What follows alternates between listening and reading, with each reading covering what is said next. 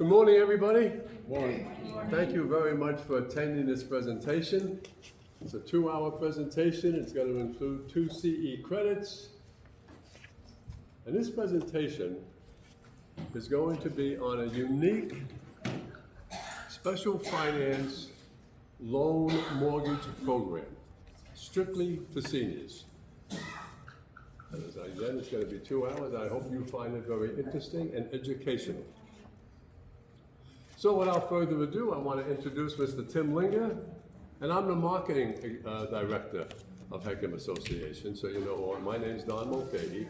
Tim Linger is the president of HECM Association, and he will proceed and present the presentation, and he does an excellent job.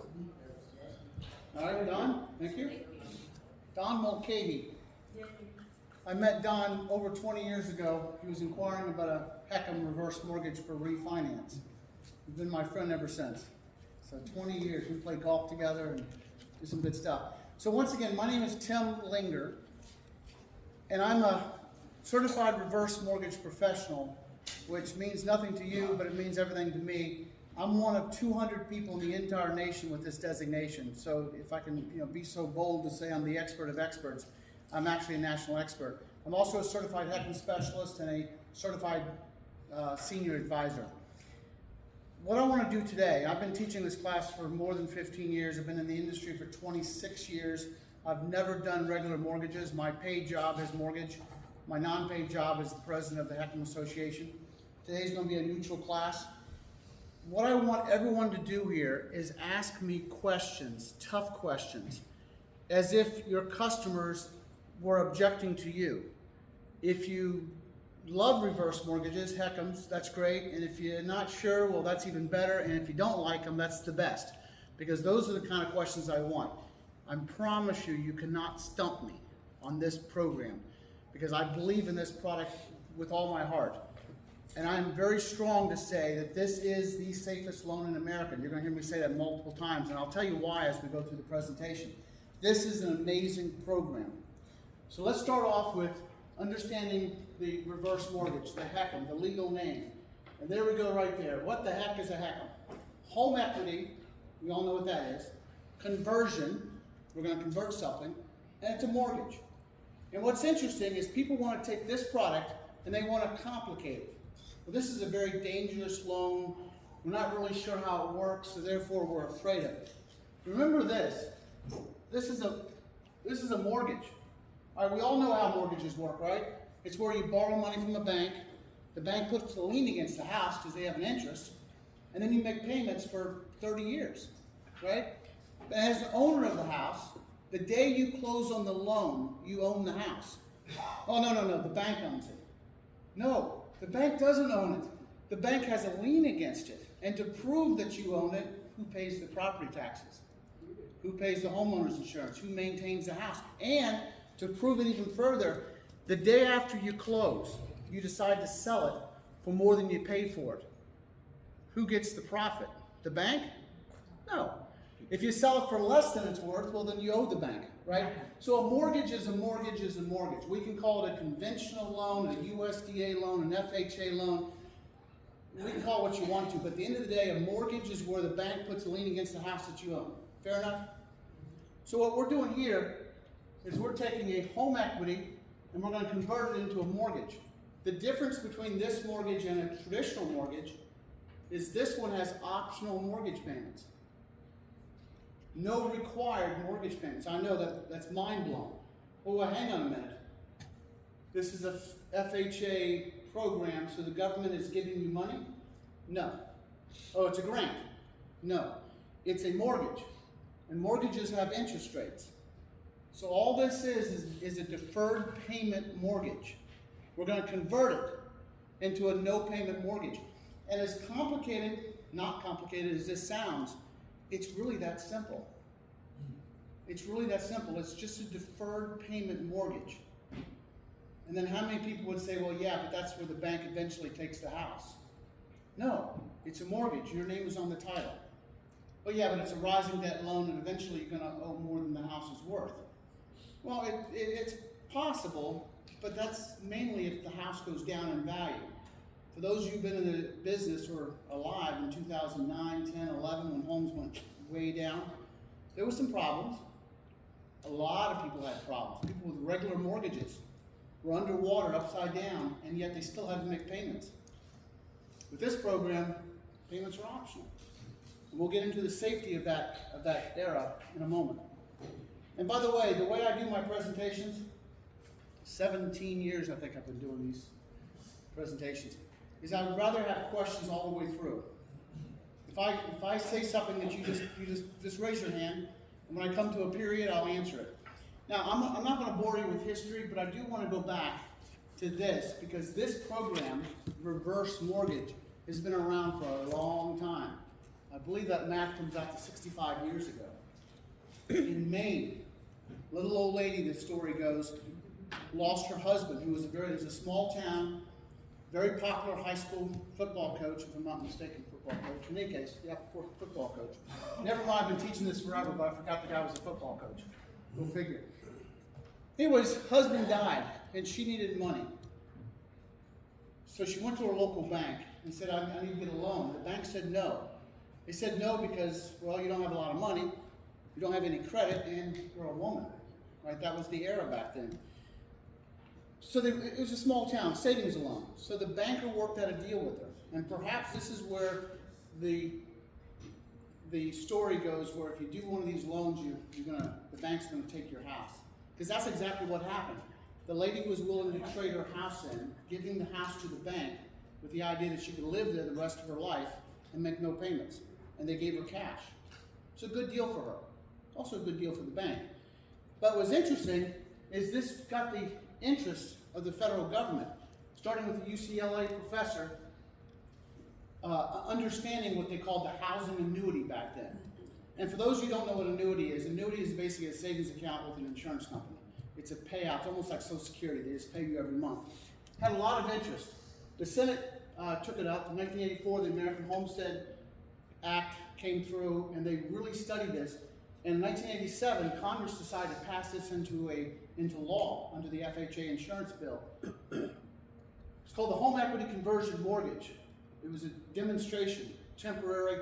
Maybe we could do 50,000 loans a year across America and see how it goes. It was a test project for over a decade, maybe even 15 years. And then Ronald Reagan signed it into law in 1988. So do the math, that comes out to almost 35 years ago, right? 90, no, more than that, 37 years ago? I'm very good at math. I went to third grade 3 times. No, 4 times. In any case, so the first loan was actually closed in 1989. What's interesting, just to tell you that my longevity in the industry, is I met the guy, he actually worked for me, not from the early days, but early on. In 1989, he actually wrote the very first HECM application up in the Baltimore, Maryland area. He didn't actually close the first loan, but he wrote the first application. It was so early, he was such a pioneer that there was no manual, there was nothing to do, there was no forms. He had to write it on a regular loan application and convert it into a HECM. But he was a pioneer. All right, moving on, we're moving really fast here. This class is mostly about the purchase program. And we're going to touch base on the refinance HECM. We're going to touch base on the proprietary portfolio HECM, but mostly we're going to talk about the FHA HECM for home purchase. Everyone here, I believe anyways, is a real estate agent, so this is an opportunity for you to increase your sales, more commission, and possibly have 2 sales. Listing and then a purchase sale. And we're going to discuss that coming up. Okay, the first thing I want you to do is eliminate the word reverse mortgage out of your language. Anybody know why? Come on. Right. When people hear reverse mortgages, they plug their ears. Not interested? Nope.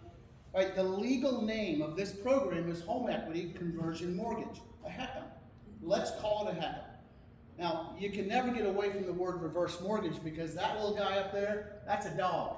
That's a dog. And they come in different varieties of dogs, greyhounds, Dalmatians, every one of those is a dog, right? If you were raising poodles as a breeder, you would advertise poodles for sale. not dog for sale. You would advertise poodle. So let's call a poodle a poodle. Let's call a HECM a HECM. And when you start to explain a HECM, people will say, well, that sounds like a reverse mortgage. Well, that sounds like a dog. Yes, it is a dog. It is a reverse mortgage, but it's the FHA kind. It's the safe type. And that just eliminates all the objections, at least most of them. We'll get into the others later. But it's the FHA HECM. It's the safe kind. It's the good kind. And then people will calm down and they'll listen a little bit, because once they truly understand the program, they'll go from disliking HECMs, reverse mortgages, or from liking to loving them. They'll love this program because it makes a ton of sense, especially for retirees. The FHA program starts at age 62. Proprietary reverse mortgages, HECMs, start at 55. So we can do this for people that are still young. I can say that because I just turned 60. All right, and some people don't quite get the dog analogy, so I came up with a brand new one called the fruit analogy. You can call it strawberries or limes. They're both fruits, but one's sweet and one's sour. What do you mean by proprietary instead of FHA? Okay, so good question. What do I mean by proprietary, private, or FHA?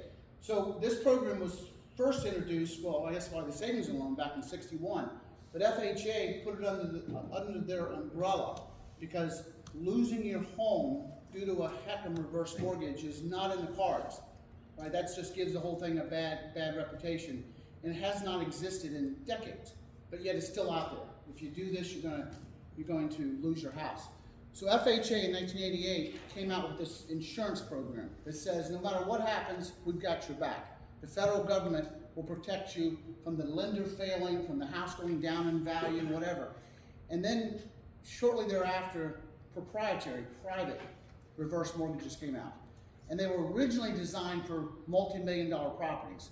But over the decades, they've come down. Now we can do them for $100,000 properties, $200,000, $300,000.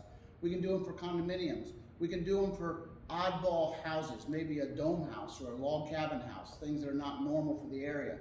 So proprietary just means private. It's not just FHA, it's still just FHA. So we have the FHA, and then we have the proprietary. Could be VA. Well, it's done by banks, not by the VA. VA doesn't offer this. So you have the FHA HECM, then you have private bank HECMs, and both have pros and cons. The proprietary ones, the private ones, sometimes the guidelines are easier to qualify for.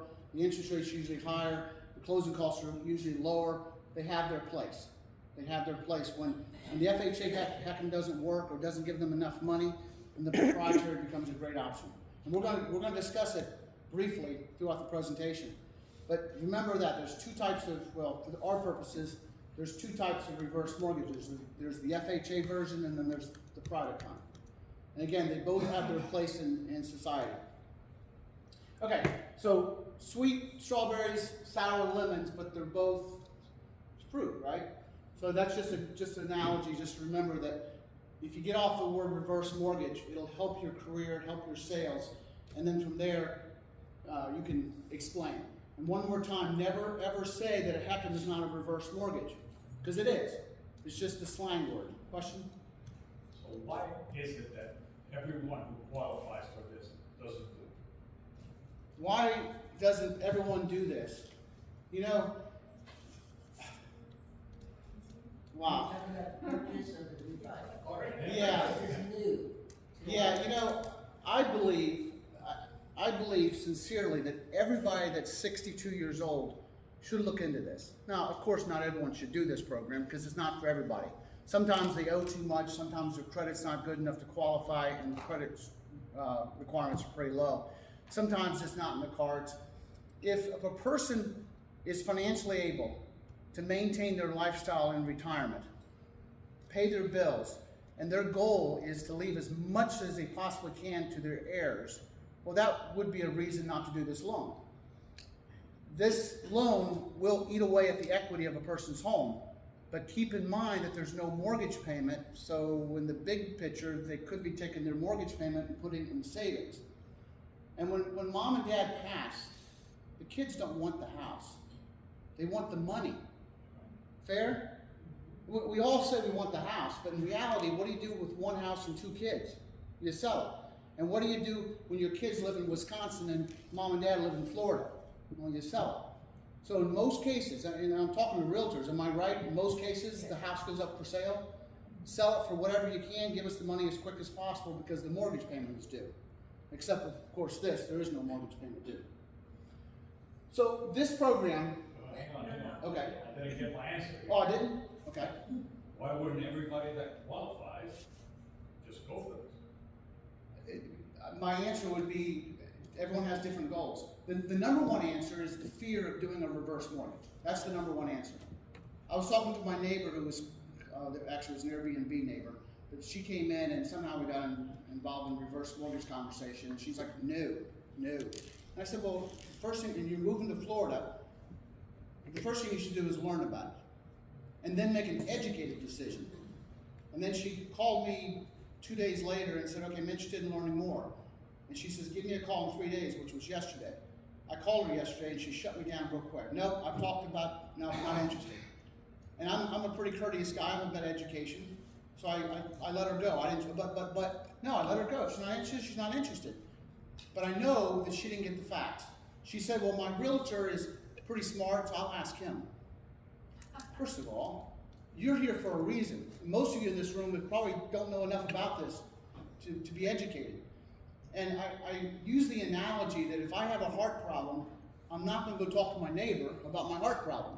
We'll go talk to a doctor, and I might even talk to 2 doctors. But I think the best answer, I'm going to give you a couple of answers. One, I think, is the fear of the unknown. I think the second reason is it may not align with their goal, if they qualify, right? Because that was your question. If they qualify, wouldn't everyone do this? It may not align with their goals. And 3 probably is they may not even need it financially. Now, it's been proven by financial planners that even people that are wealthy, if they do the math for the rest of their life, and age 95 is considered the age that you need to have your financial plan to, that almost always, even if you're rich, almost always you need to include home equity in your financial plan in order to achieve your age 95 goal. And think about that. Long-term care is super expensive. And if there's 2 of you, that means there's twice the chance that long-term care may happen. When one person dies, because that's what happens when people are married, then the income drops somewhat. And if a person needs long-term care before they pass, and then they pass, and then the assets are depleted. And the more expensive house you have, the higher property taxes, the higher homeowners insurance, the higher maintenance, right? So in many cases, almost all cases, financial planners say that if you don't include home equity in your financial plan, you're probably not going to make it. If you have a $2 million house, you may have $2 million in assets, which sounds like a lot, but it may not be enough for your lifestyle. Any other questions? Is that good now? Not quite. Not quite. Or later. Ask me again. Okay. All right. So the program came out in 1988 as a refinance. You had to already own a house in order to do a HECM. And then during the housing crisis, the Obama administration introduced the HECM for home purchase. So the program came out in 2009, actually 2008, that's what this is, 2008. It was released in 2009 and it really didn't get a foothold until 2010. So it's been around for 16 years, long time. Now how many people up until recently knew that you could buy a house with a HECM?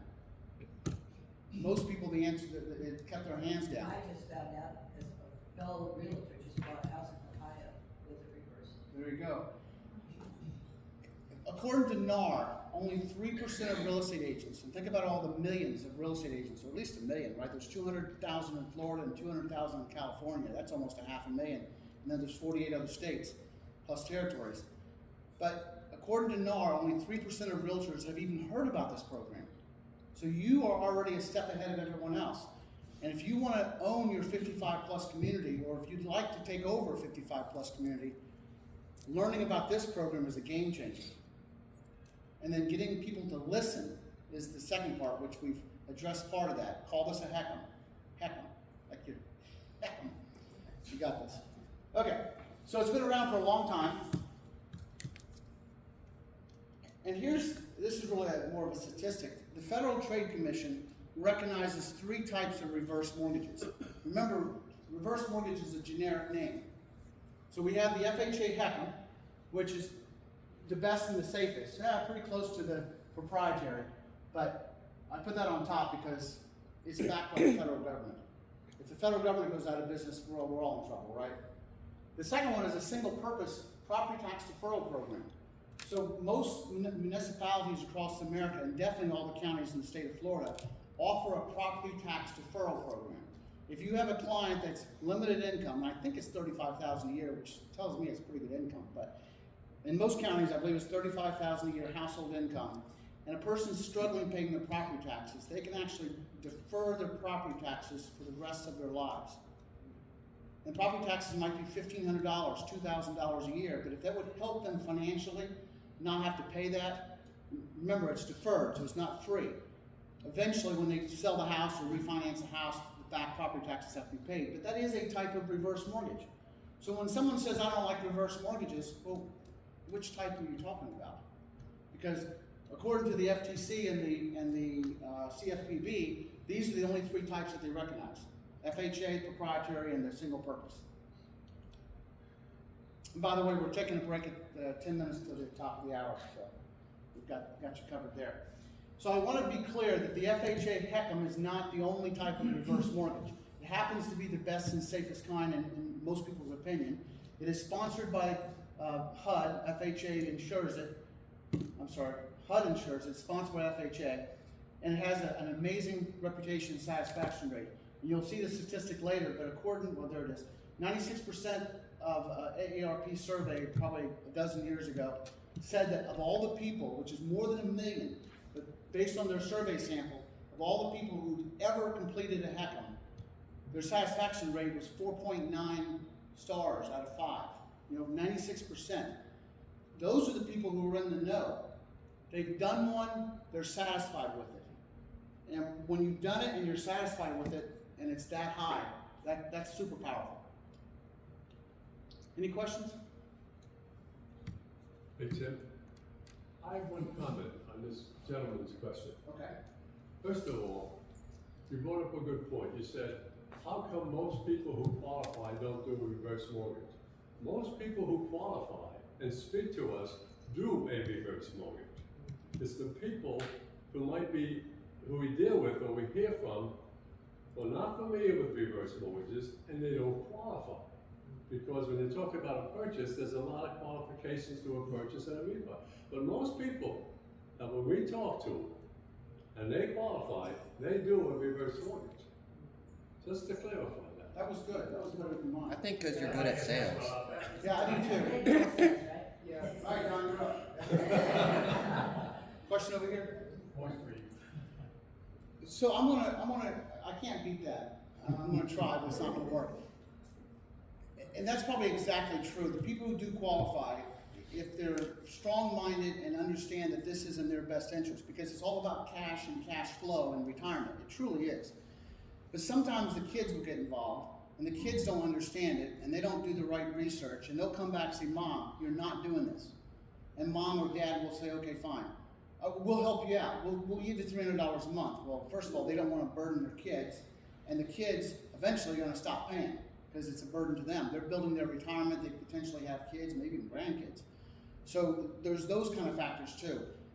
But I'm with Don. People that qualify, that have been educated, they've educated themselves, will go forward because I have a lady right now who has $425,000 cash money from the sale of her home in another state. And she didn't realize that homes are expensive in Florida. They didn't used to be. Remember back in the 70s and 80s, you'd come down one of the turnpike or 95, there'd be big billboards, house and lot, $67,000. It may have been a trailer park, but a house and lot, $67,000. Not anymore. The lot is more than $67,000, and then a manufactured home is $200,000. So Florida's no longer cheap. So their total net worth, liquid, is $425,000. This HECM is very desirable to them because they can put down probably $300, $275 and keep the difference for retirement. It could make or break their financial future. So maybe I should have clarified the angle that I was looking at. Okay. There may be people, just because they don't want to pay the money, that they don't want to have a mortgage. But the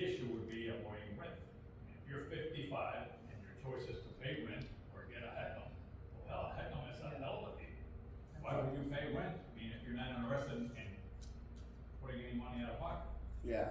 No, rent, as we all know, is super expensive right now. And I do get people that say, I'm gonna sell and rent. And I was like, hang on a minute, you're going from a 3-bedroom, 2-bath house, 1,500, 1,200 square feet, and now you're gonna rent something that's probably a lot smaller for probably 1,500 to 2,000 a month. You may make 100,000, 150 in profit from your house, but how fast is that gonna be gone by renting? Now, another reason why people won't do this is because they don't have the down payment money. If you see right here, 65% down, that's a lot of money. On a $500,000 house, 65% down is $300,000. If you don't have $300,000, well, this product's not for you, right? Or you're buying a less expensive house. But not having a mortgage payment for the last 30 years of your life is a game changer. You gotta pay property taxes, homeowners insurance, HOA dues, upkeep, but at least you don't have a mortgage payment. And if you were to finance $200,000 at the local bank at, I don't know, 6.5%, 7% interest, what do you think the payments would be just for principal and interest? $1,200? There you go. $1,200 for the rest of their lives. It's a big chunk of money. I've had people withdraw from their 401k, their IRA, and I know there's tax consequences, but they've had financial advisors say, well, look, ultimately it's better for you this way if you do this. So people are serious about not having a mortgage payment for the rest of their life. I have a question. That mortgage payment, they put 65% down on the house that they're going to buy. So then they're going to get an FHA loan, right? So they same guidelines, maximum on FHA that they would be on a regular property? I'm glad you asked that question. So this question is FHA loans. So whatever you think you know about FHA financing, just eliminate that from your head, because this is a different division of FHA. The rules are different. We don't have a credit score requirement. It's an FHA loan, no credit score requirement. Typically, a FHA loan is 3.5% down. This is 65% down. Maybe 70, maybe 60, depending on a person's age. We'll get into the math later. It's a different set of guidelines. We don't have a debt to income ratio. As long as a single person has $529 a month to buy groceries, they qualify. In other words, if a person has $10,000 a month in income in retirement, but they have $9,000 worth of expenses, they're not getting a loan anyway. No mortgage company is going to lend them money. In our world, we can do it because they have at least $529 a month to pay for groceries and maybe a cell phone bill. So, in other words, picture this. A person has $10,000 a month in income, but they have a Cadillac with a $1,000 mortgage payment, car payment. They have a $1,000 whatever, right? If all their bills total up to $9,000, they still have $1,000 left over. They qualify for this program, as long as they have a substantial down payment. And typically, I've had realtors tell me, well, yeah, I don't need this program, all my customers have cash. Good, because all our customers have to have cash. The difference is if someone comes to you and says, I've got $500,000 cash money, sell me a home. You're excited, right? So you take them to the $500,000 neighborhood and you show them around. And the house they want isn't $500,000, it's $700,000, $750,000. Am I right? The house they really want has the swimming pool and the golf course view, and maybe it's on the water of some sort, but it's $750,000. And then you remember that you spent 2 hours of your life right here. They can put $500,000 down, buy a $750,000 house, have no mortgage payment, and you've just increased your commission. It's a beautiful thing. And guess what happens when seniors are happy? The seniors socialize with seniors. They're going to tell their friends, I just bought this house for one large down payment and I have no mortgage payments. Sounds like a reverse mortgage. Well, it is. It is a reverse mortgage. I've had people say, I've been doing this a long time, I don't have a reverse mortgage, I have a HECM. Ah, my job is done. Got HECM. I'm gonna throw in the question, what typically right now is the average interest rates that they're paying on the payment that they don't have to make? I like your question. What's the typical interest rate for a payment they don't have to make? It's 6 to 6.25. Okay. Where traditional financing is 6 3/4 to 7%, or even more in some cases. Good question. And what's interesting, the interest rate does matter, because if you choose not to make a payment, if you choose, because remember, payments are optional. If your client chooses not to make a payment, then their balance goes up every month. There's plenty of equity. If you're putting 65% down on a house, there's lots of equity in that house, right? Because 65% is equity. So the chances of it ever going upside down is not likely. But if you don't make a payment, then the balance goes up. It'll never exceed the value of the house. I shouldn't say never, but almost never will, because the home will go up in value. Before you, real quick. I'm just gonna add it. Oh, okay, go ahead. Can they just do interest only? Yeah, you can pay, yeah, absolutely. Yeah. So So they don't keep losing the equity, they can just pay Yeah. the interest? and let me give you one better. I'm ahead of myself now, but I appreciate the question.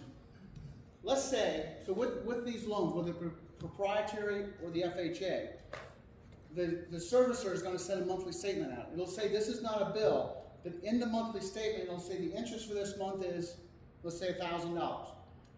The person has the ability to pay anywhere from $0, $100, $1,000, or even more, if they want to. Are you sitting down for the next part of this? Any money that's paid towards this loan automatically goes into a line of credit, which means that if they change their mind in the future, they can get all their money back, almost like a refund of the mortgage payment. And I have people do that. They want to make payments just in case they die and they leave more equity for their children, but they're also afraid that if they make a payment and they change their mind because they've had a life event, healthcare scare, they want the money back. And this program is built in to give them their money back. Any payments towards the mortgage goes into a line of credit and it's fully refundable. I'm not going to tell you part B of that unless someone raises their hand. Okay, it's done. So let me answer this and then answer your question. FHA's program, you're sitting down for this one twice because you won't even believe this. FHA will go one step further. Not only will they refund your money, any payments that you make, but they'll give you a 6.5% growth rate on that. Look at it like a savings account. Every year they'll give you a 6.5% growth on whatever money you pay back. And they do that because they've already determined actuarially that your house is growing in value. So they give you that future value of your house by giving you 6.5% growth on any money sitting in a line of credit. And it's tax-free money when you take it back too, by the way. Question? That's 6.5 by law or?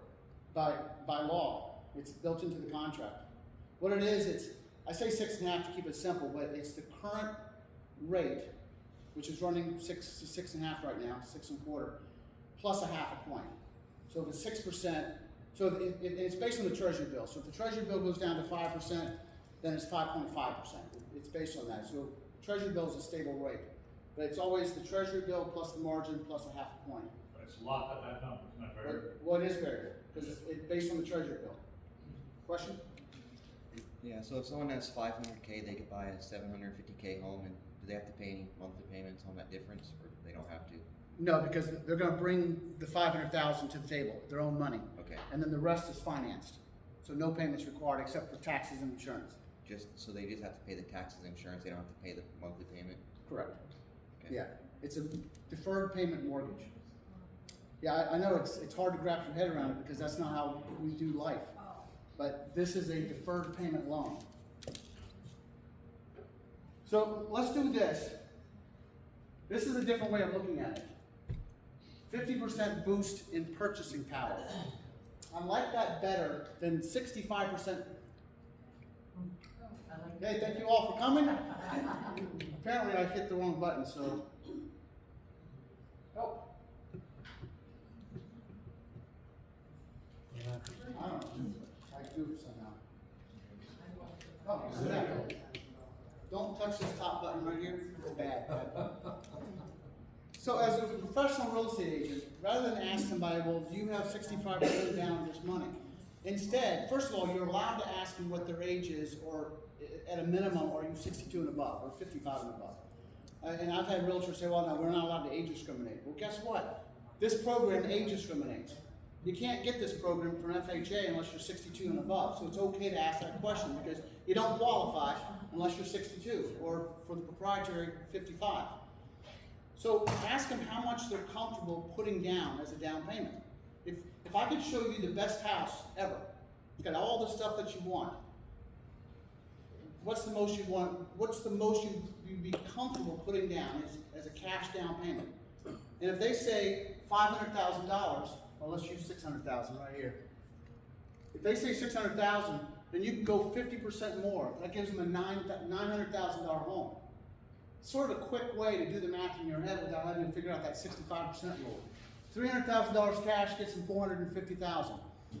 Now, one thing, my little disclaimer, is this program is based on 3 things: the youngest person's age, the current interest rate, and the purchase value of the house. FHA comes up with a mathematical figure. So an 88-year-old has a smaller down payment than a 68-year-old. Life expectancy is shorter, so therefore the FHA is willing to be more generous with the money. And you think 88-year-olds don't buy houses? Yes, they do. Yes, they do. Questions? So you just said, say somebody's 65, but their spouse is 60. Could they qualify? Yes. Good question. Great question. So FHA says, and that slide's coming up, so we're going to repeat it in a moment. FHA says at least one of the spouses have to be 62 and above. The other spouse can be any age, as long as they're an adult, 18. You think that's funny? I had a 72-year-old inquire, he's smiling already. He was married to a 23-year-old. True story. 72 married to a 23-year-old. You gotta ask, how did you meet a 23-year-old? Well, I was down in the Dominican Republic and I fell in love. And she fell in love, so I brought her back to the States. And she doesn't speak any English, and I don't speak any DR, Creole, right? But we're in love. And they've been married for like 4 or 5 years at this point. What's that? Now they ultimately didn't do the loan because the loan to value was like 25%. But the point is, I'll get you next. The point is that even though they can only borrow 25% of the condo's value, she would have no payments for the rest of her life. Could be another 50 years, 60 years. She'd have to pay the condo dues and the taxes, upkeep of the condo, but she could live there the rest of her life. Now, in reality, he passes on, she's going back to DR with the profits from the condo sale. But that's the whole other subject. Questions? Yeah, what if on the deed it's a parent and a child, and the parent qualifies? Okay. What happens if they're not even married? No. Okay. The key word for someone who's under 62 must be married to the person who's over 62. However, I have done loans for people, the daughter is 62 and mom is 92. That's okay. Not even married, but they're both 62 and above. If they're married, the FHA will give, as long as one is 62, they can be married, same-sex marriage, as long as they're legally married, they can go all the way down to 18. For the proprietary product, both people must be 55. They don't have to be related, but they both have to be 55.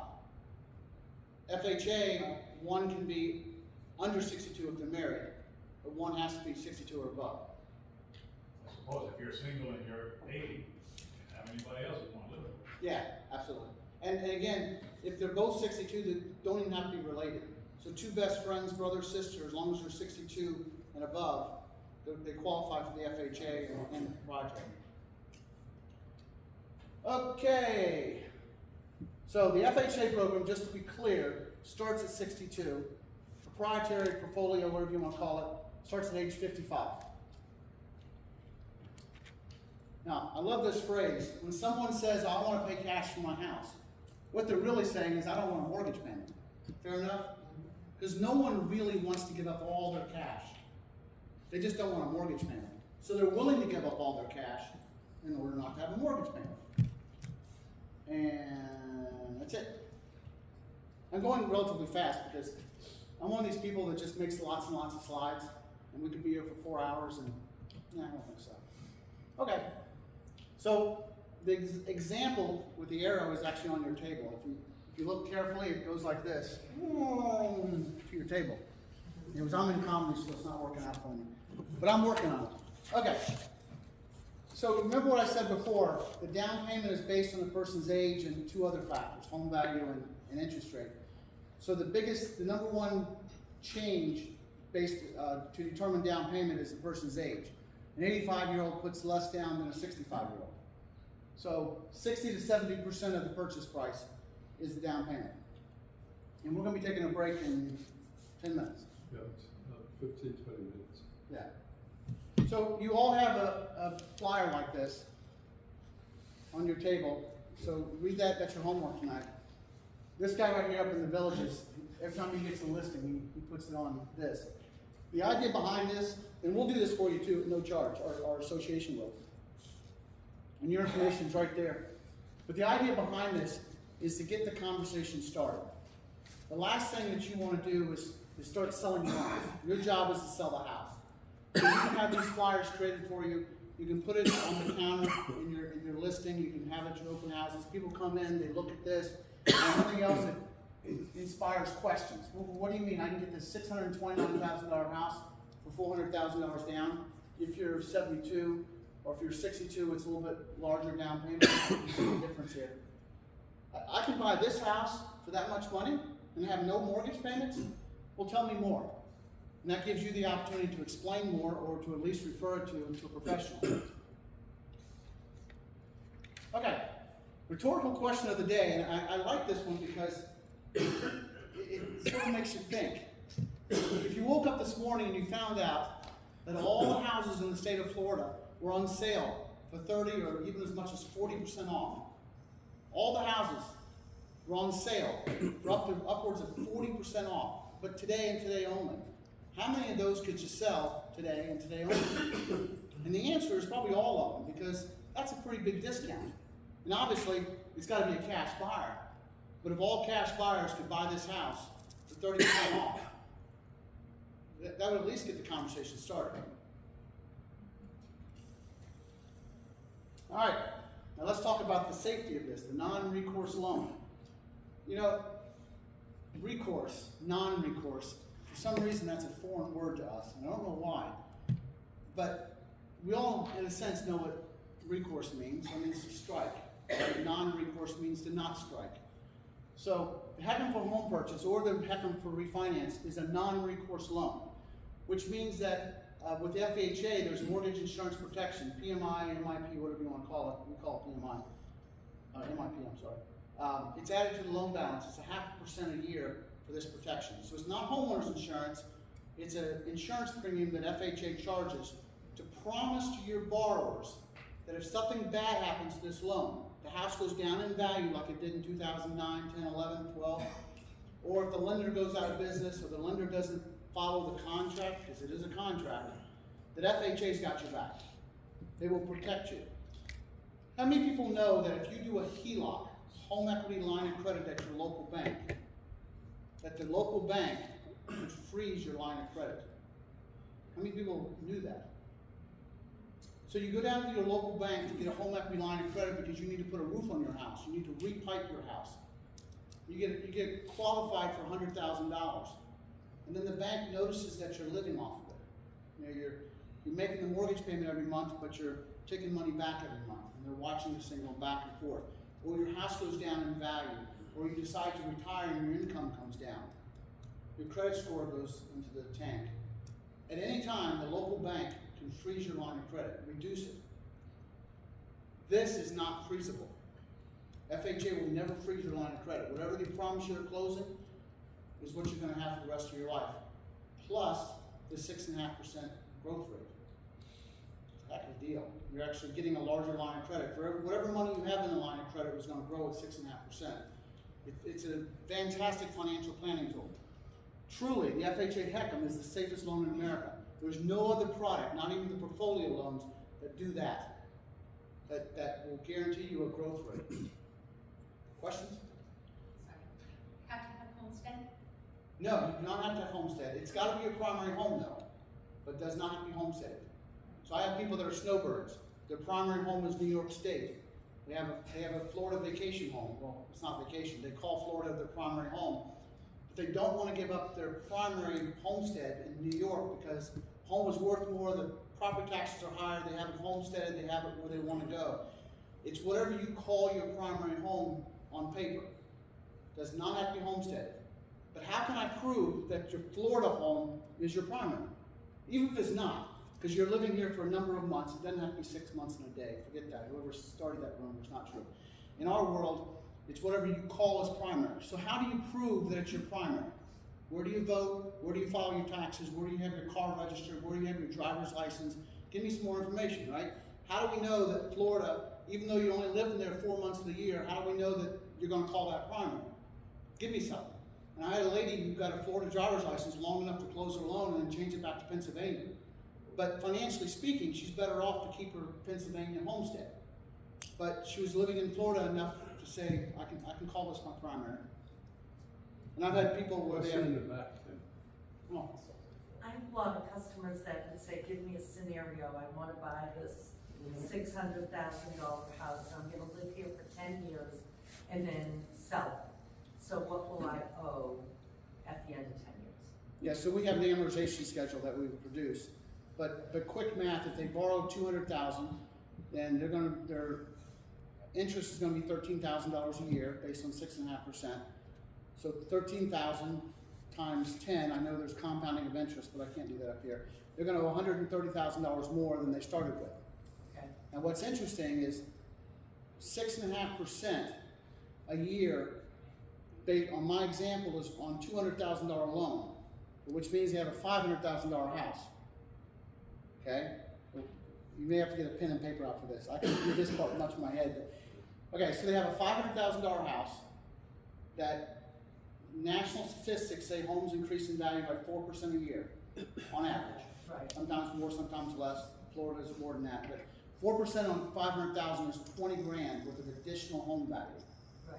So over the next 10 years, the home is going to increase by $200,000. Actually more if you do the compounding. So now they're living in a $700,000 house.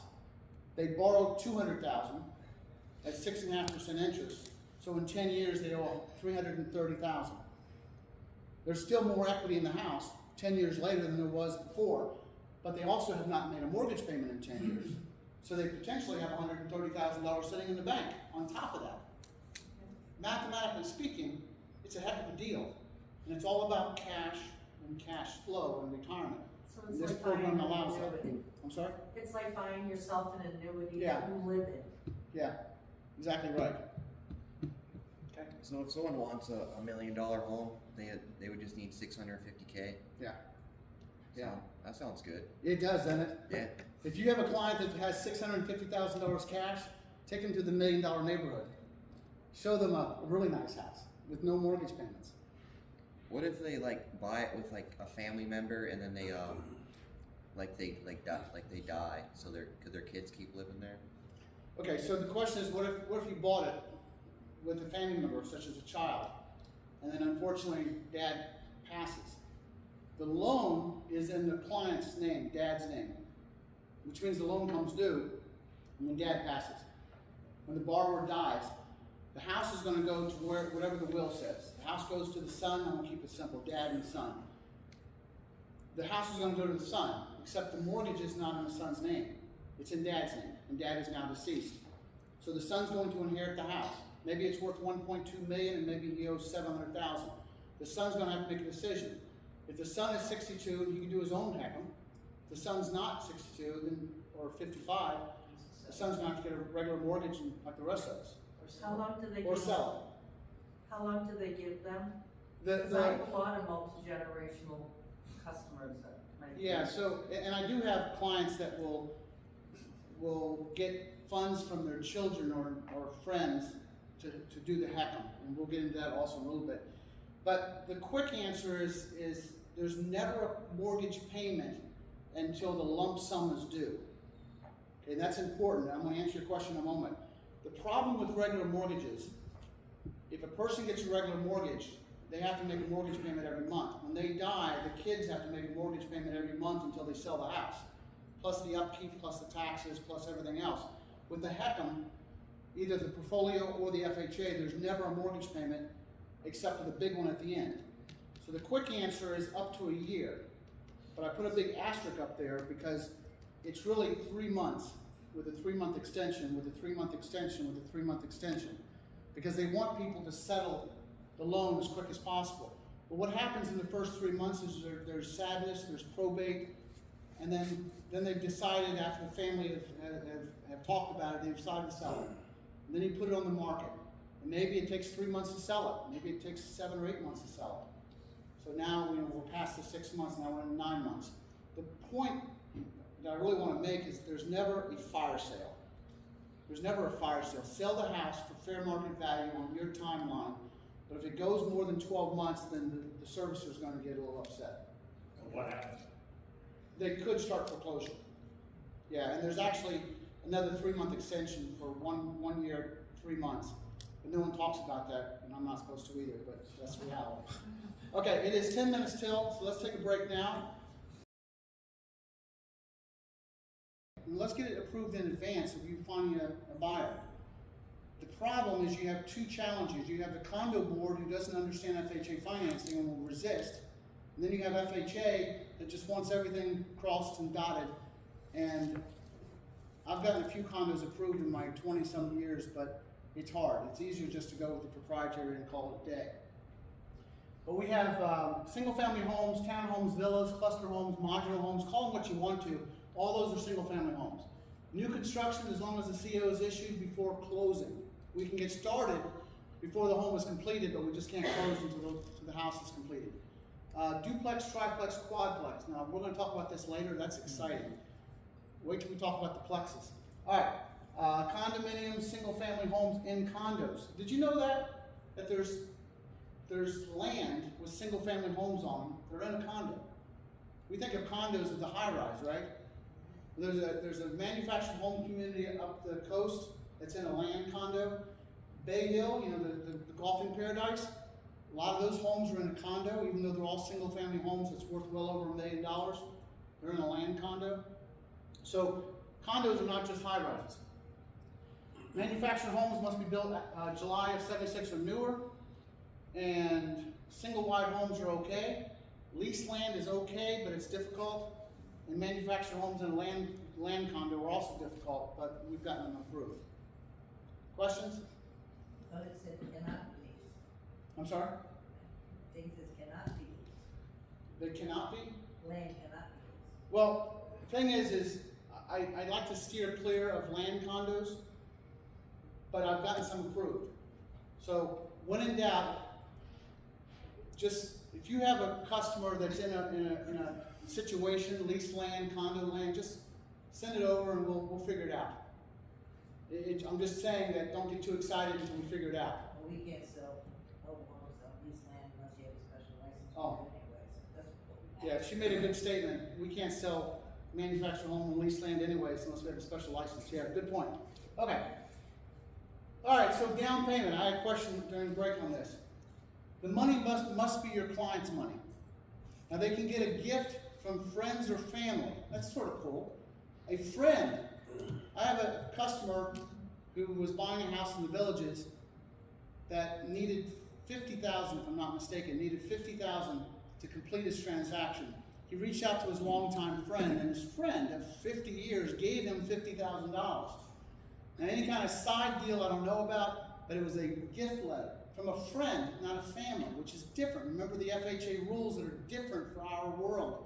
That's one of them. Friends or family can gift money. I had a customer who sold a vehicle on PayPal. We proved it. I had a customer who had a bunch of solid gold bars in his safe. He was able to track the money. He had a receipt from where he bought the gold bars. He put them in his safe, and he had a receipt from where he sold the gold bars. So we had a way to track the money. But anything that is doable, retirement accounts, 401ks, wherever, as long as it's your money or gifted money, and we can track it. So the question at break was, what if somebody is X number of dollars short to close? Can they borrow the money? And the quick answer is no. Quick answer is no. Right there, it's got to be seasoned for 2 months. So in other words, if they got a home equity loan from their other house, as long as they seasoned it for 2 months and they can afford that new mortgage, and we can do the loan. But we have to season the money, because you cannot borrow money to borrow money. But if you season it for 2 months, then in our world, it's not borrowed. So what's not allowed? Well, you cannot borrow money. There's no equity. All right, well, still there. That's good.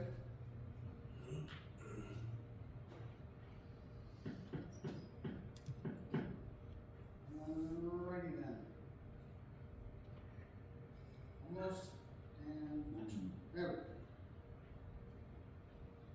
So no home equity loans, except there's an asterisk there, so we got here, all must be seasoned for 2 months.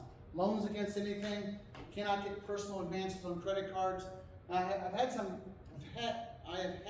clients that were a couple thousand short. Their strategy was to start buying everything on credit and saving their cash for the down payment. Question? So if I have a customer that owns a home in Maryland and they're buying a home in Florida, can they do a HELOC on their home in Maryland to put towards their HECM in Florida? So the question is, if a customer has a home in Florida and Maryland, can they do a HELOC in Maryland to get enough cash to buy the home in Florida? The answer is yes, as long as the money is seasoned for 2 months. Okay. And before the application, so they gotta really plan that in advance. What should they do with the HELOC funds when they take it out? Just leave it sit in a bank account in their name? Put it in a checking or savings. Okay. And let it season. And they also have to be able to afford that new payment. Mm-hmm. Income must be such they can afford that new payment. And there's no, we're playing the system. We're not doing anything, no mortgage fraud. We're playing the system. It's allowed. Okay, so out-of-pocket costs. The good news is, and this is another question during break, all the closing costs, which we're going to get into that now, are rolled into the loan. So the down payment that we've been talking about includes the closing costs. That 50% boost in purchasing power is inclusive of the closing costs, with the exception of the appraisal, which is about $600 now. It's actually come down. It's about $600 for an FHA appraisal. The HUD counseling is about $145, $150. So we haven't discussed that yet. Because this is either directly a federal government loan or indirectly the proprietary, the feds want people counseled to make sure they understand what they're doing, what the heck a HECM is. So they have them go through a 30-minute phone session on getting a certificate of counseling. And that includes proprietary loans. It's almost as an insurance policy, because someone said during break that they have a client whose daughter didn't know they did a HECM. And then they found out later after she died that there's this mortgage on this property and she didn't know about it. Well, we want the kids to know about it. Most kids will support this kind of a loan. 1 out of 20 will say, no, I want a bigger inheritance. But most kids want what's best for mom and dad. But it's always good to include the kids. If the kids are against it or gonna poo-poo it, then I've had clients say, I'm not gonna tell my kids. They'll find out when I die. Because I'm a big fan that your money is your money. And if there's something left over at the end, well, congratulations. And if there's nothing left over at the end, well, congratulations. My grandfather used to say, I want to bounce my last check that I write before I die. Is that counseling per person? No, it's one fee per loan. So husband and wife would pay the same $150. Okay, so traditional closing costs, doc stamps, intangible tax, all the stuff that go with regular loans is your third-party closing cost. You have, there you go, tax, title, pending recording fees, land survey, and so on. FHA, we'll come back to that, but you have a question here. HUD counseling, is that something that you can't sign up for until you are going under contract, or can you sign up for that at any time? Yeah, you can sign up for the counseling at any time. Okay. If you have a customer that said, I am interested in this, Mm-hmm. and I'll be ready in 2 months, and you can go ahead and send them the counseling, because the certificate's good for 6 months. And if, once we go under contract, then the certificate doesn't expire. I would like to sit through one of those counseling sessions to hear what they would be telling my customer. So she To get a would better have to go understanding. through the counseling session. So it's anywhere from 30 minutes or longer if you want to talk to the counselor. There's 2 things you can do. You can pay the fee and go through counseling just for the fun of it, or when you have a client, ask them if you can sit in. Okay. Because anybody can sit in except the loan officer. The loan officer is biased. We're salespeople, right? But you're salespeople too, I guess, for that matter. But Yeah. But anybody can sit through a counseling session as long as the borrowers are sitting there too. And these are phone sessions? Yeah, it's a telephone session, and if you want to drive to a counseling agency, usually counseling agencies don't want to do it in person, because what could take 30 minutes of the phone takes 2 hours in person, and it's all a production machine. They're going through the motions, they're explaining something in a half hour and getting off the phone. But probably the only agency that I can think of that would probably do it in person in the state of Florida is down in West Palm Beach. They're a big agency and they would probably do it if someone insisted, but you'd have to drop down there. Can you talk about the last 2 lines, please? It looks like you're gonna click to the next slide. Oh, yeah, let me not click there just yet. Okay. Question Okay. on that, how much resistance when you're dealing with your buyers that are interested in this, are you getting on the fact that you're financing all those proposed? Okay, so the question is, how much resistance do we get with this? I would say pretty much none. The good news is that this is the only thing that comes out of their pocket outside of the down payment. All the other stuff gets added to the loan, but it's part of that 50% or that 65% down. It's all part of that. So I don't get a lot of resistance. However, the one thing that I would say is true about the FHA HECM as opposed to the proprietary, the FHA HECM, one of the objections that I get is this an expensive loan. Yes.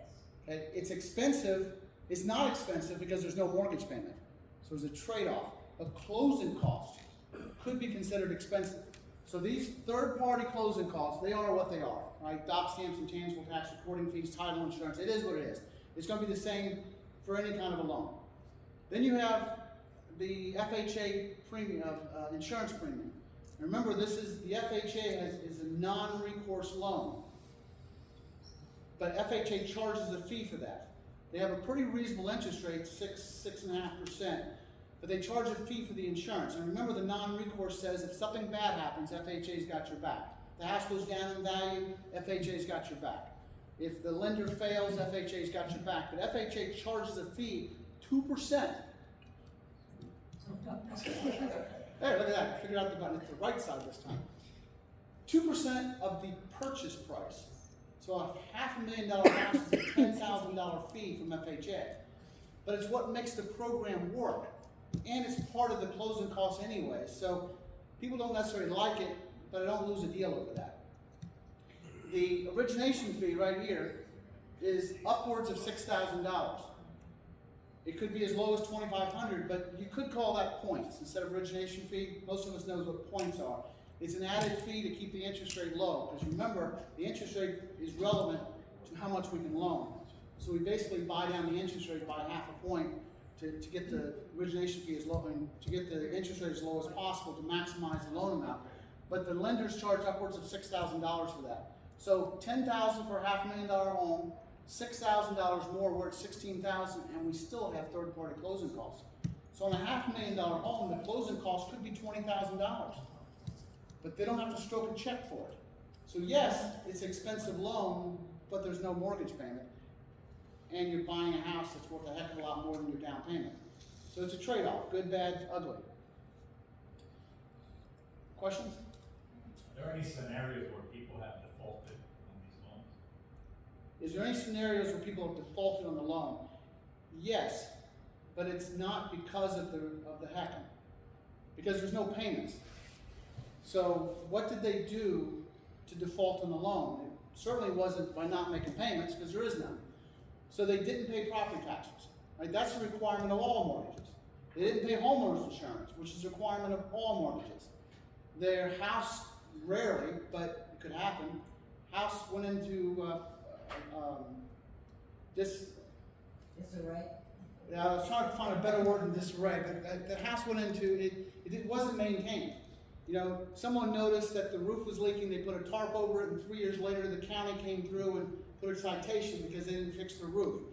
So the house wasn't maintained, and if the county gets involved, condemning the house or causing a problem, or the HOA gets involved, then the lender's gonna find out about it, and they're gonna require that to be fixed, or the loan will be called due. But it's not usually because of the reverse mortgage at HECM, it's usually because of something else. Have you seen it happen? I have not seen, yes, I guess I have. I've seen where clients have not been able to afford the property taxes. Usually that's the first thing that happens. Well, actually, homeowners insurance is usually the first thing that happens. They can't afford the homeowner insurance, they don't pay it, and then the lender does forced place insurance. But if there's no line of credit, then the forced place insurance puts them into the negative. And then they'll work with them to get their negative balance up to 0. And if they can't, then they'll start threatening foreclosure, and eventually they will start foreclosure. But you'd have that same scenario with a regular mortgage. But yes, I have seen that many times. Usually it's the homeowner's insurance, the property taxes come next, and I can't recall a single time where it was because the house was condemned, or cited for not being repaired. Okay, now, I used to go through this. This is also a 3-hour class, but for a 2-hour class, I've sort of eliminated this. But there's a few things I want to touch on this because this is a financial planning tool. As I mentioned before, financial planners say that you have to use home equity in some way in order to make it to 95 as a financial plan. If you want to eliminate all the things of a spouse dying early or long-term care or living a lifestyle, you need to include home equity. The problem with home equity is it usually requires a monthly payment, which defeats the whole purpose. But having a no payment mortgage, financial planners like. And it's tax-free money, so it doesn't affect, income taxes. So I'm just gonna skip through this relatively quick because I do want to stop on a few places. So here's something interesting. Social Security starts at 62, or 67, or 70. It's whenever you want to start. But for every year that you can delay past 62, you get an approximately 8% pay raise. Currently, if you're working at 62 and you decide to draw Social Security, then you're taxed pretty heavily, right? Income tax. Now, supposedly the Trump administration is going to eliminate that tax on Social Security. But currently, if you're working and drawing Social Security, you can severely affect your Social Security income. So why not do a HECM at 62 and pull out some money in order to delay Social Security a few more years and get that 8% pay raise? Again, financial planning, not for everybody, but it's something worth considering. So 67, for most of us anyways, that's the full retirement age. It is for me. And then, let's keep going. All right, well that was a quick. I must have deleted a bunch of slides. I used to have a bunch in there. Okay. Let's talk about what's next. So the first thing you need to do, I have this recorder on, but I'm never in the picture, because I'm always over here.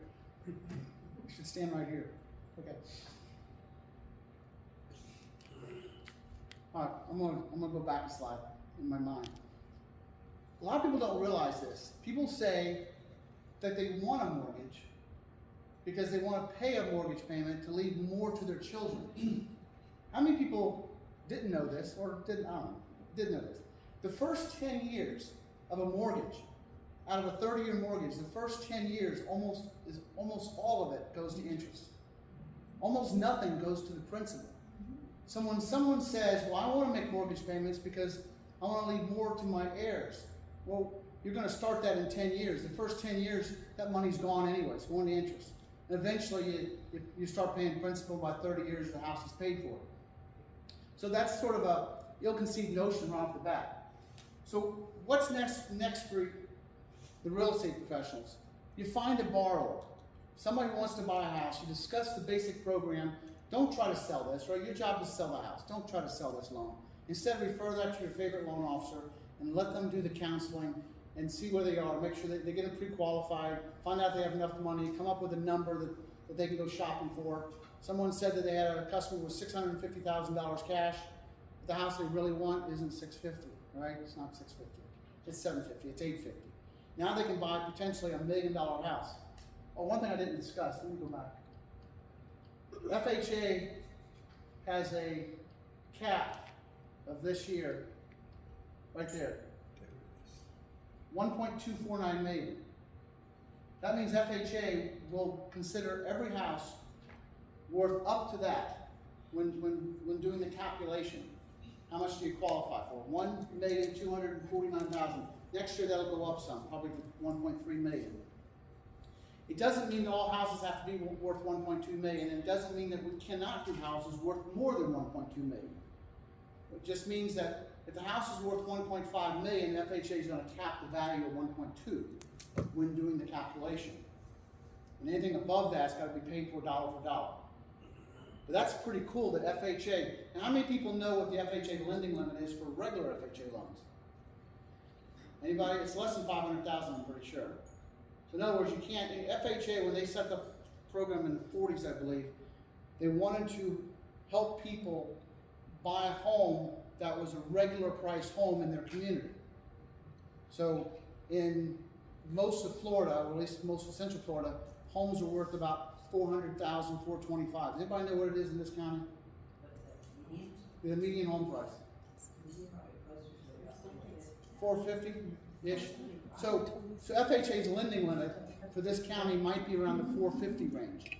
So the FHA doesn't want to finance somebody buying a $700,000 house. They will, but there's larger down payment requirements than 3.5%. So FHA, HECM, will go as high as 1.249 million before they cap it out. That's just a fun fact to know. The proprietary loans, tens of millions. If you have a $20 million property, we can do the deal with the proprietary. That's pretty cool. $20 million property, we can do a heck, $15 million down, buy a $20 million property all day long, right? And how many people think that people with $15 million in cash don't really want the $20 million house? They do. Okay, moving on. Any questions? All right, it is 29 after. Okay, so here we are on this slide. So your job is to identify a customer, let's get them pre-qualified, let's verify income, the HECM specialist will do all that. Then you can go dream home shopping, retirement dream home shopping. You write the purchase contract, and here's one of my favorite stories. It takes about 4 weeks to close. When I first started teaching this class in 2010, one of my best friends was a real estate agent, and I told him about this new product, new program that came out, and he was sort of excited about it. And a few months later, I said, how come we're not doing business? How come we're not referring each other? And he got this strange look on his face, and he said, I don't know what to do. Now, at this point, I'd never seen a purchase contract in my entire life. I've been doing refinances, never a purchase. I said, well, show me a purchase contract. Let's figure this thing out together. So I'm looking at the purchase contract, and it's pretty standard, just your normal stuff. Except there was a box that said FHA financing. And it said down payment, amount financed, right? First of all, we have something called, well, it's not on the next slide, I'll come back to that. So I said to him, well, just check off the FHA box. And then you can put 35% or 65% down, 35% finance. Or if you want real numbers, contact me and I'll do the real numbers for you. But most time, buyers are okay, or sellers are okay with that. If you make a mistake, we can do an addendum. The most important thing is to get the signatures, right? Get people committed. So just do that. Fill out the purchase contract and get people committed, and we'll do an addendum later if necessary. Usually we don't have to. Now, what about credit and income? For the most part, we're not too concerned. However, people cannot be delinquent. The key word is delinquent. They cannot be delinquent on federal debt. That includes federal loans, federal FHA, well, that's a contradiction in terms there, redundancy, VA loan, IRS taxes. It cannot be defaulted on federal debt. Now, if they're on a payment plan, that's fine, but they can't be delinquent. A married couple needs to have $886 left over after anything that shows up on their credit report, property taxes, and a single person $529 after what shows up in their credit report plus property charges. So the income requirement's not that hard. Most people I do loans for are making somewhere between $2,000 and $3,000 a month in income. So most people qualify based on this. The proprietary loans have the same requirements income-wise. We don't have a debt-to-income ratio per se, but we do check the credit report for expenses and their income. And yeah, so we verify by pension and social security statements. Questions? Yeah, I don't understand how you qualify the required monthly income. Is that a set amount for any loan amount or the 886? Yeah, so if a person's buying a $1 million home, right, and they're putting $650,000 down, the property taxes are probably $6,000 a year, $8,000 a year. right. Homeowners insurance is $2,000, $3,000 a year. Let's round that up to $12,000 a year. That means there's $1,000 a month going to property charges, plus we have a electric, Right.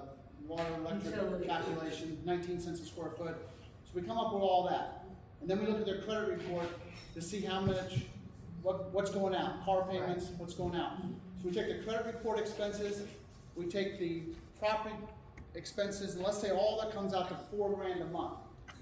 And then we look at their gross household income, and let's say their income is $5,000 a month, and they're married, which brings us back to the 886 rule. They have at least $886 a month left over after paying all their expenses. Okay. Now, in reality, they have life insurance, they have health insurance, they have a cell phone, they have cable, they have all sorts of expenses, and we don't even look at that. Okay. All right, that 886 is to cover all those expenses, including groceries. Okay. I like to use the example of a $10,000 a month and $9,000 of expenses, and they still qualify for this. Okay. It's pretty easy to qualify, and I do have people that just don't have the money. Now, the proprietary loans will allow us to pay off some debts before closing or at closing to qualify. And that happens quite often. The FHA does not. So again, every loan has its place, and we just see what fits. Now, the disadvantage of the proprietary program is the interest rate's not 6%. It's 8 or 9%. But the closing costs are lower, so it's a trade-off. So we look at all the options, and the customer makes a decision what's best for them. Is there an origination fee on the proprietary? There is an origination on the proprietary. It's usually cheaper than $6,000 though, except for the expensive loans, and maybe as high as $10,000. But all that's discussed, and everything's open book. Everything's open book, and we look at. I'm a big fan of the good, the bad, the ugly.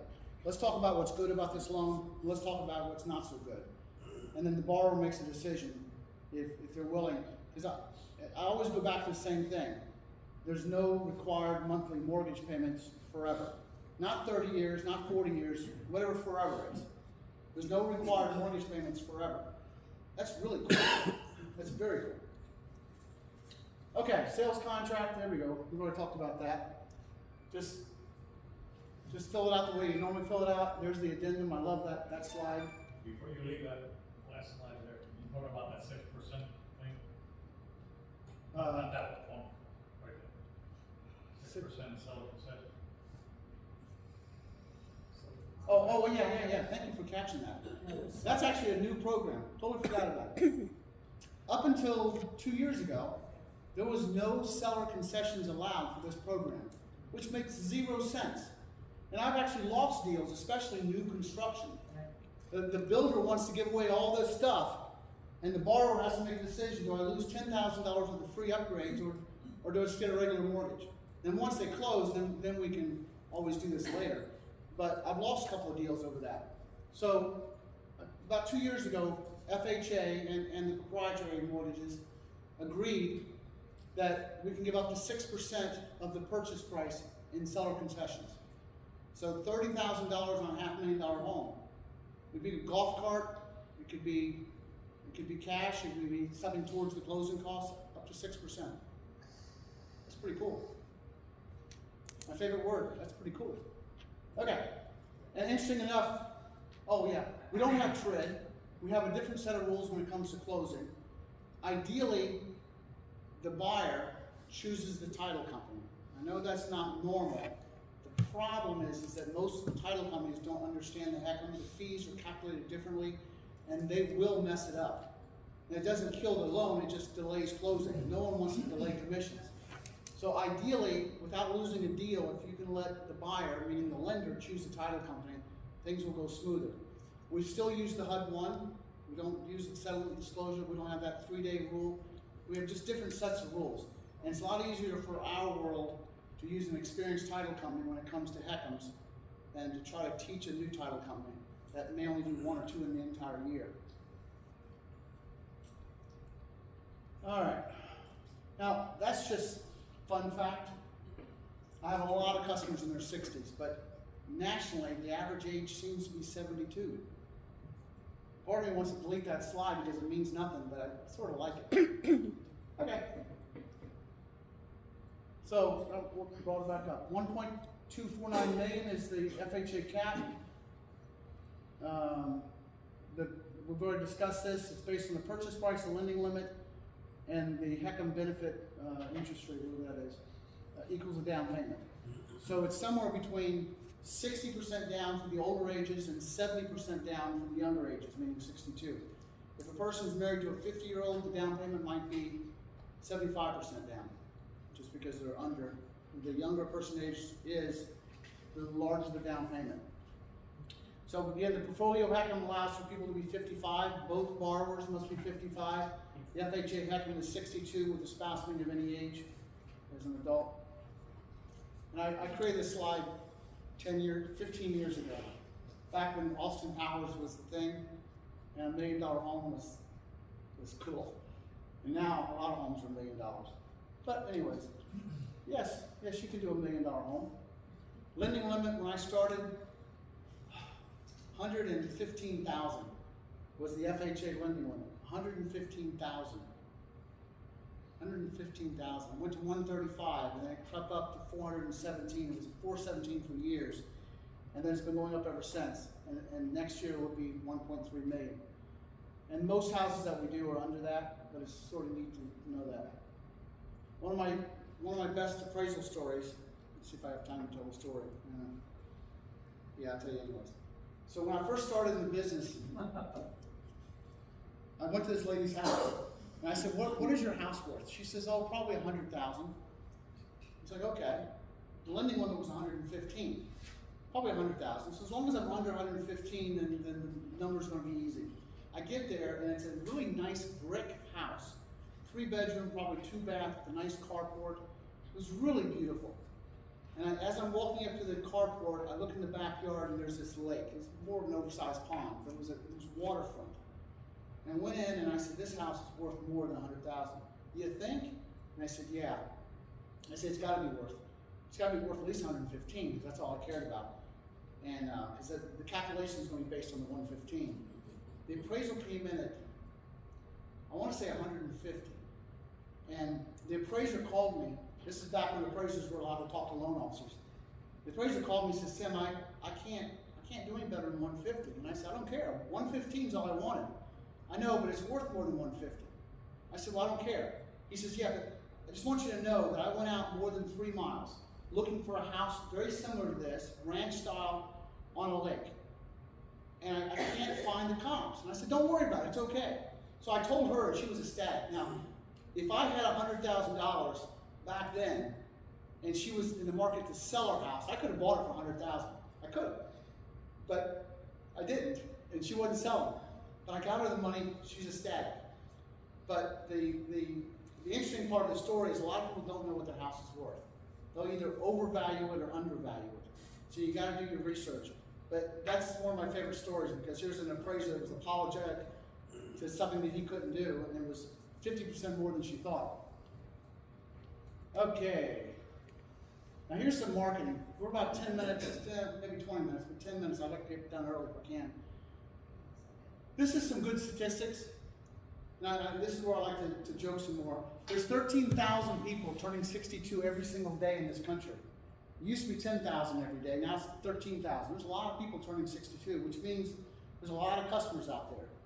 Florida is about 24% senior citizens now, 62 and above.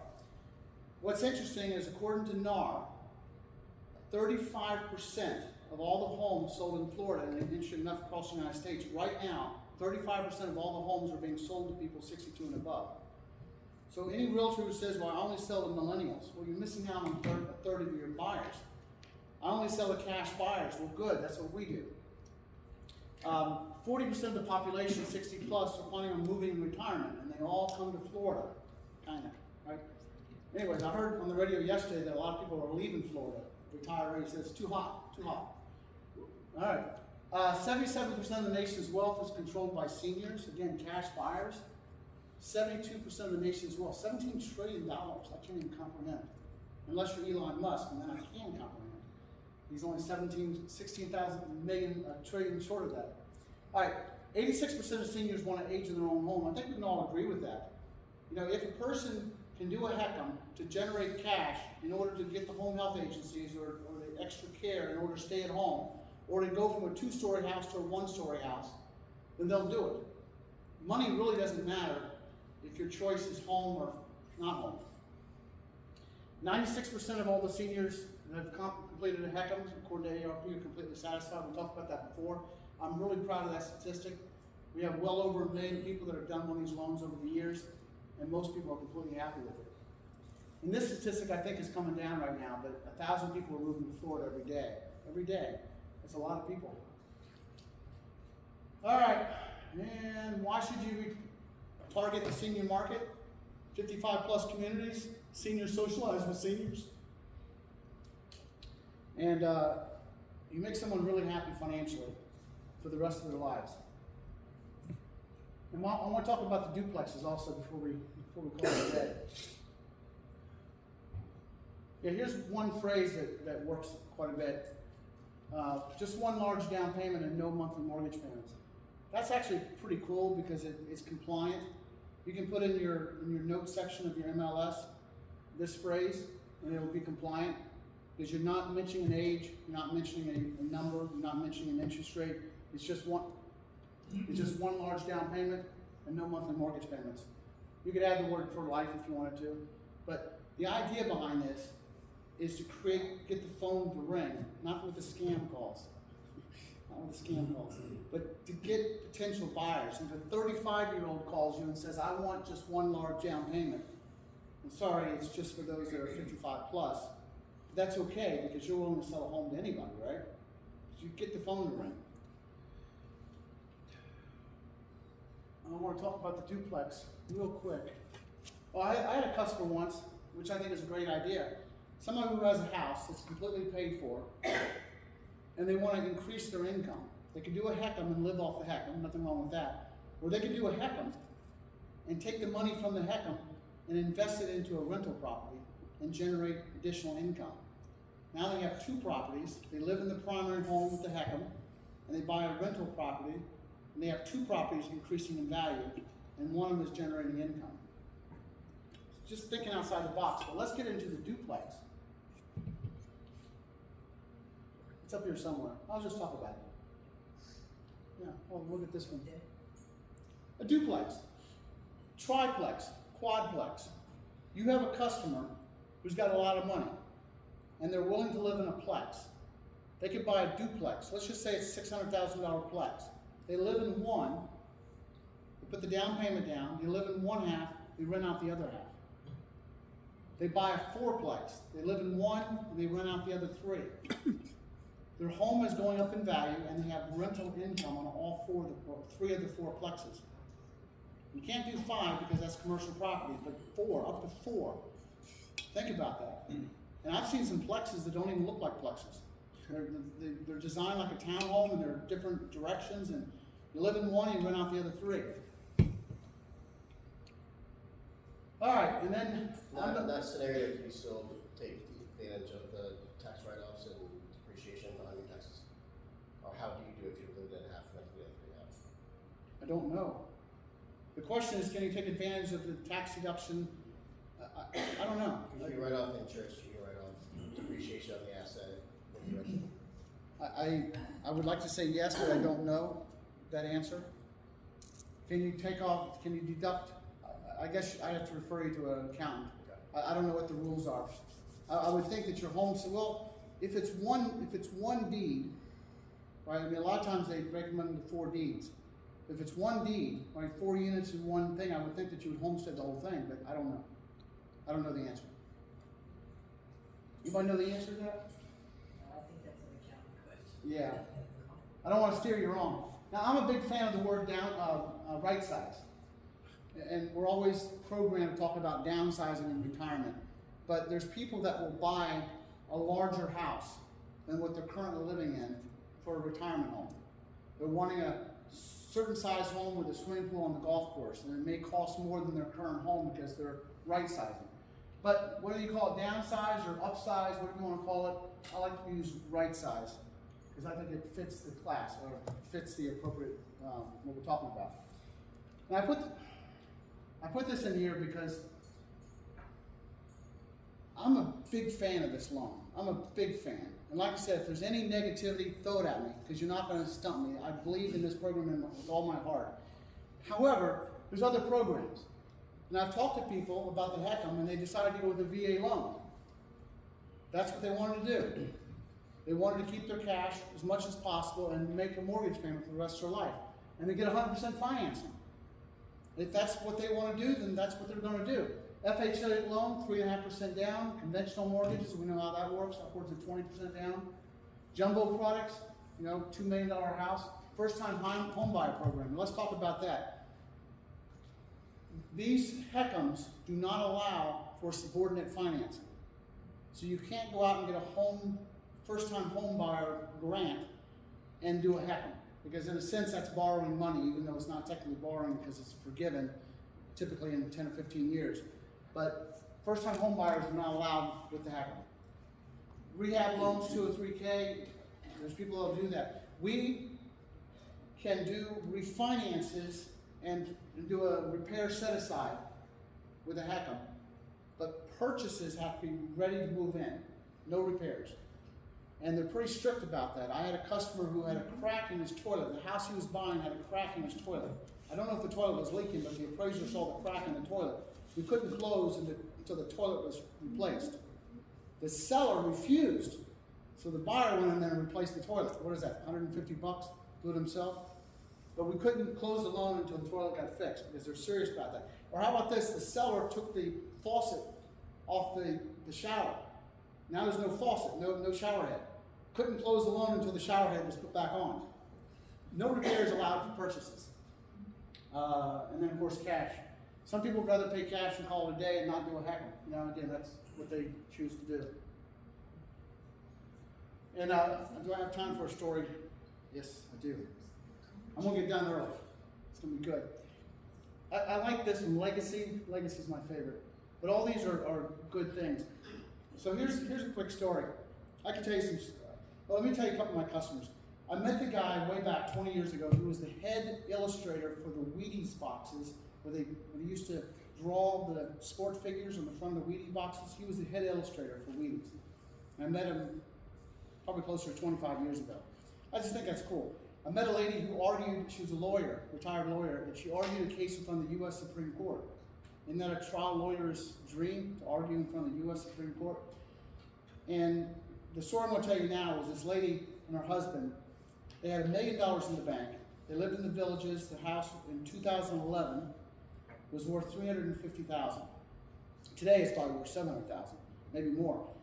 But when I sat down with her and her husband, it's like, well, why are you doing this loan? She says, we want to pay off our mortgage, but we don't want to touch our investments. I said, okay, good. But back in 2011 was during the recession, and it was really hard to go online, Zillow, eAppraisal, Realtor.com, to find values because they were all over the place. So I came up with my best figure. We got the appraisal in, and the appraisal came in like $100,000 more than what we were expecting. And mathematically, mom and dad were getting $60,000 more than they were expecting to get. And you would think that wouldn't be a problem, except they had a fit. Just absolutely had a fit. Oh, and by the way, when you pull into someone's house, it's always good to do an assessment. Right, so they have 2 brand new SUVs in the driveway, in a nice house. And one of them said NFL Hall of Fame. Now the guy is 90 years old. The wife is 87. And I'm thinking, he's probably not a football player, but he has something to do with NFL. So I sit down with him, and when the time was right, and we're swapping stories, and I said, well, what do you have to do with the NFL? And the husband's like, oh yeah, I used to work with them. He just didn't want to talk about it. And the wife was doing this. Tell him. No, it's okay. Tell him. Okay, fine. I'm a retired architect, and I designed the NFL Hall of Fame. Oh, that's pretty cool. And he says, that's not my favorite project. My favorite project was the Naples Symphony Hall of Orchestra, right? Because the sound, the acoustics had to be just so. And they were wealthy. They were well done. But anyways, when the appraisal came back, it was $60,000 more, and the wife was just having a fit. No, I don't want the money. Line of credit, 6% growth, don't worry about it. No, I don't want it. And I said, well, how many kids do you have? I've got 3. My daughters are 60 years old, 60, 62, whatever. I said, well, give them Christmas. Give them Christmas presents. Give them each $20,000. And all of a sudden, she sort of lit up. Yeah, that's what I'll do. Which brings us back to legacy. So I saw her after Christmas, and I said, so what'd you do? She said, I wrote each of my girls a check for $5,000. It was the best Christmas ever. I said, not 20,000? She said, oh no, 5,000 is enough. I love that story. Okay. All right, we care about our retirees, and I love the word 50% boost in purchasing power. $5 million gets you a $7.5 million house. There we go. And then we're gonna skip all this because we want to get done early. Oh, and I was asked earlier about, do we do this presentation in real estate offices? And the answer is yes. We will do it in real estate offices. We don't charge. We just want 10 students, 2 CEs, and we have multiple classes. We have one actually called reverse mortgages. We have government loans, which is pretty cool. We talk about USDA, FHA, VA, and so on. We talk about proprietary, that's a pretty short class. And then we have, that. Here we go. We did it, we did it, we did it, yeah. What do you call the major difference between proprietary and the FHA? What's the difference? So what's the difference between proprietary and FHA? FHA is government backed, and the fees are higher because there's insurance built in. The proprietary, the insurance is built into the interest rate, but you still have the non-recourse feature. So the quick answer is portfolio or proprietary. The quick answer is that means private. But it's not private in the sense that, Wells Fargo used to do these loans, Bank of America used to do these loans, and some other big banks used to do these loans, but this is not mainstream stuff, so the big banks don't want to touch something that's different, especially it has a reputational risk because reverse mortgages are bad. And the problem is they've been bad for 35 years in the mind of people who don't know. Once people take the time to learn, of course, they love them, but in the meantime, they don't want that. Bank of America did it up until the recession, and Wells Fargo did it up to the recession, and then they got out of the business and wanted to focus on their core business. But the quick answer, proprietary is not anything to be afraid of. It's just done by different lenders as opposed to FHA insured. They're non-recourse. Insurance is built into the interest rate. Interest rate's higher, but closing costs are lower. And the proprietary are more generous, which means less of a down payment to buy a house. So when someone looks at that and says, I do care about interest rate being, let's say 9%, but I'm more interested in preserving my money, so I'll put less down and have a higher interest rate because I'm not making a payment anyway. So we always present both, and then give the good, bad, and the ugly with each lender, with each borrower, so they can make an informed decision if they want a super low interest rate or one that's a little bit higher. Which are written more? I'm sorry? As a percentage of the two, which one's written more? 40% is proprietary now. It used to be 96% was FHA. 96, pretty much all of them. And then now it's 40% proprietary and 60% FHA. And mostly because the proprietary are easy to qualify for and they offer more money. The interest rate's important, but to a lot of people it's not because there's no payments. So the PMI on the, right, that's still there, but it's. Yeah, so the MIP, Mortgage Insurance Protection, or PMI, is on all the loans, except the proprietary ones have it in the interest rate and it's not disclosed, it's just there, but they charge a higher interest rate. And FHA, they believe when this program came out more than 35 years ago, they wanted everything disclosed, every single line item, which makes things complicated. But when you look at the FHA proposal, there's just line after line that means nothing to the average person, but it's all disclosed. So the half a point a year is a line item for that. But then it's 2% PMI. Yeah, so there's a 2% upfront fee one time. Oh, it's up. Yeah, so on a $500,000 house, the upfront MIP is 10 grand, 2%, and then there's an annual percent of a half a point based on the loan balance. So it's really not a lot of money, but it's added to the loan. It's not, no one pays it, it's just added to the loan balance every year, for as long as the loan's out.